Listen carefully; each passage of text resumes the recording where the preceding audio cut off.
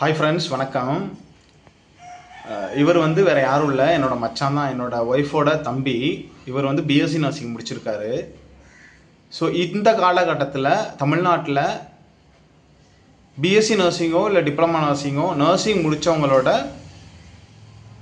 எதிர்கால கனவு, அதாவது எதிர்காலத்தில் எந்தெந்த அளவுக்கு ஆப்பர்ச்சுனிட்டிஸ் இருக்குது அப்படிங்கிற, எந்த அளவுக்கு அவங்களுக்கு புரிதல் இருக்குது அப்படிங்கிறத நம்ம இந்த வீடியோவில் பார்க்க போகிறோம். ஸோ இவர் வந்து இப்போ தான் பிஎஸ்சி நர்சிங் முடிச்சிருக்காரு, இன்னும் ரிஜிஸ்ட்ரேஷன் கூட பண்ணலை.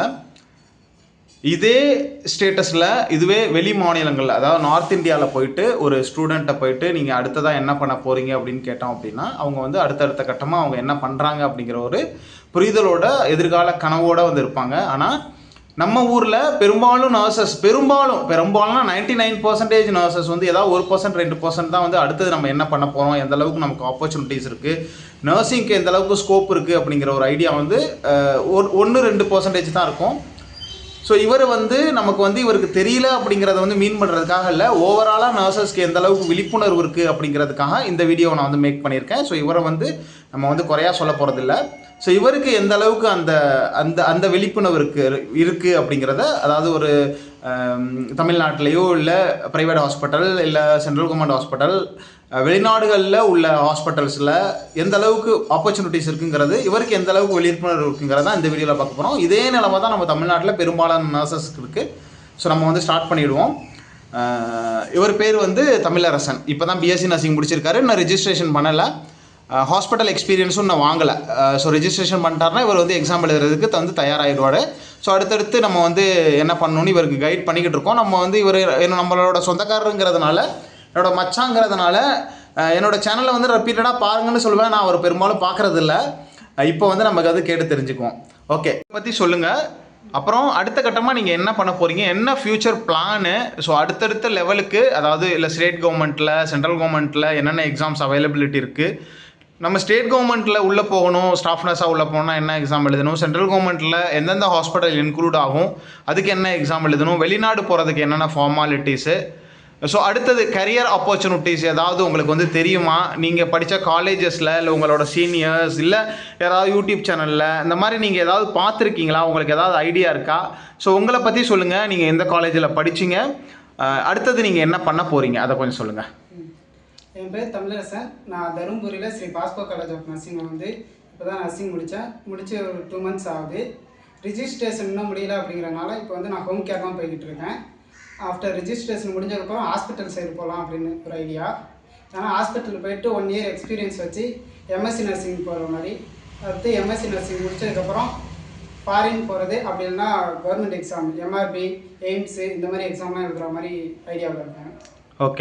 ஓகே, ஏன் நீங்கள் எம்எஸ்சி நர்சிங் ஏன் பண்ணணும், ஏன் வந்து பிஎஸ்சி நர்சிங்கை முடிச்சுட்டு ஏன் நீங்கள் வந்து வேலைக்கு போகக்கூடாது, ஏன் எம்எஸ்சி நர்சிங் பண்ணணும்னு நினைக்கிறீங்க?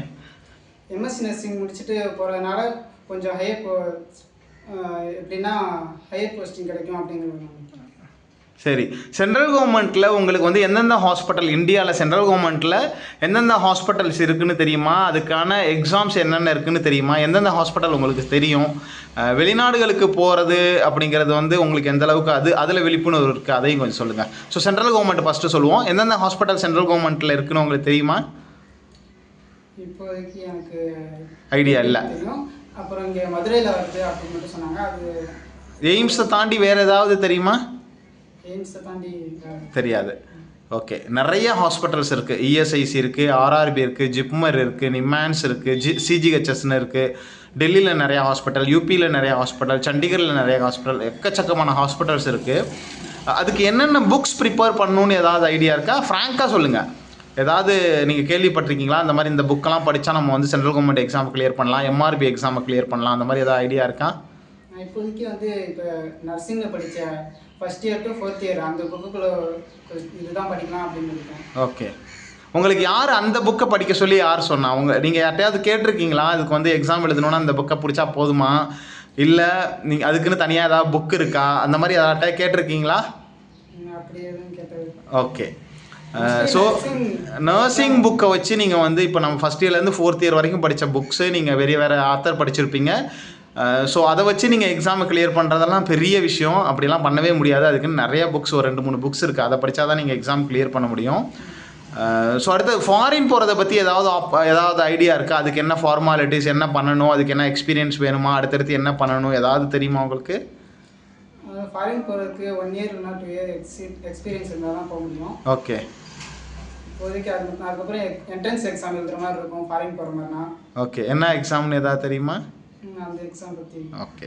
ஸோ இதுதான் வந்து ஜென்ரலாக இது வந்து இவரை வந்து நம்ம வந்து டாமினேட் பண்ணணும், குறையாக சொல்லணும் அப்படிங்கிறதுக்காக இல்லை. ஜென்ரலாக இப்போ நம்ம ஊரில் உள்ள நர்சஸ்க்கு இப்போ முடிச்சுட்டு வராங்க அப்படின்னா, இதுவே வந்து நீங்கள் நார்த் இந்தியாவில் போனீங்க அப்படின்னா அவங்க வந்து அடுத்தடுத்து நம்ம வந்து என்ன பண்ண போகிறோம், ஃபஸ்ட் இயர் ஜாயின் பண்ணும்போதே நம்ம அடுத்து என்ன ஆக போகிறோம் அப்படிங்கிறத பிளான் பண்ணிடுறாங்க. ஆனால் நம்ம ஊரில் ஈவன் என்னோட மச்சானாக இருந்தால் கூட நான் வந்து டெய்லியும் வீடியோஸ் போடுறேன், அவருக்கு வந்து சொல்கிறேன், ஈவன் தோ அவர் வந்து அந்த வீடியோவை பார்க்குறதில்ல. பட் ஸோ இந்த நிலைமையில் தான் நம்ம வந்து நம்மளோட ஸ்டூடெண்ட் நர்சஸ் வந்து இருக்கிறாங்க. ஸோ நிறைய ஆப்பர்ச்சுனிட்டி சென்ட்ரல் கவர்மெண்ட்டில், ஸ்டேட் கவர்மெண்ட்டில், வெளிநாடுகளில் நர்சஸ்க்கு இருந்தாலும் அதுக்கான விழிப்புணர்வு வந்து ரொம்ப கம்மியாக இருக்குது. இந்த விழிப்புணர்வை வந்து நம்மளோட சேனலில் தொடர்ந்து நம்ம அப்டேட் பண்ணிக்கிட்டே இருக்கோம். தி நர்ஸ் பாண்ட் டு சர்வ்ங்கிற நம்ம சேனலில். ஸோ அதை பார்த்தீங்க அப்படின்னா அடுத்தடுத்து நம்மளோட ஸ்கோப் எப்படி இருக்குது, நம்ம அடுத்தடுத்து கரியர் ஆப்பர்ச்சுனிட்டிஸ் என்னென்ன இருக்குது, எப்படி என்ன எக்ஸாம் எழுதணும், என்ன புக் படிக்கணும், இந்த மாதிரி நிறைய வீடியோஸ் வந்து நம்ம வந்து போட்டிருக்கோம். ஸோ அதை போய் பாருங்கள். தமிழரசனுக்கு நம்ம அடுத்தடுத்து நம்ம வந்து நேரடியாக இதுக்கு முன்னாடி நம்ம வந்து வெளியூரில் இருந்ததுனால நேரடியாக கைட் பண்ண முடியல. இனிமேல் நம்ம வந்து அடுத்தடுத்து என்ன பண்ணணுங்கிறத நம்ம வந்து கைட் பண்ணுவோம். ஸோ இவரை வந்து அடுத்த கட்ட லெவலுக்கு வந்து கூட்டிகிட்டு போயிட்டு வேறு லெவலில் இருக்கும்போது இவரை இன்னொரு வீடியோ எடுத்து நம்ம வந்து போட்டு இவரை வந்து பெருமைப்படுத்துவோம். ஸோ இந்த மாதிரி சூழ்நிலையில் நீங்களும் இருந்தீங்க அப்படின்னா நம்மளோட சேனலை ஃபாலோ பண்ணுங்கள். என்னோட கைடன்ஸ் வேணும்னு நினைக்கிறவங்க ஜாயின் பட்டன் இருக்குது, ஜாயின் பண்ணிவிட்டு உங்களோட டவுட்டை கிளியர் பண்ணிக்கோங்க. ஸோ சக்ஸஸ் ஆகிறதுக்கு நிறையா வழிகள் இருக்குது, நீங்களும் சக்ஸஸ் ஆகலாம். ஸோ அதுக்கான வழிமுறை என்னென்ன இருக்கோ அது எல்லாத்தையும் ஃபாலோ பண்ணுங்கள். Wish you all the best. இந்த வீடியோ உங்களுக்கு இன்ஃபர்மேட்டிவாக மோட்டிவேட்டிவாக இருந்தது அப்படின்னா மறக்காமல் லைக் பண்ணிட்டு உங்கள் ஃப்ரெண்ட்ஸுக்கு ஷேர் பண்ணிக்கோங்க. ரெகுலராக ஃபாலோ பண்ணுங்கள்.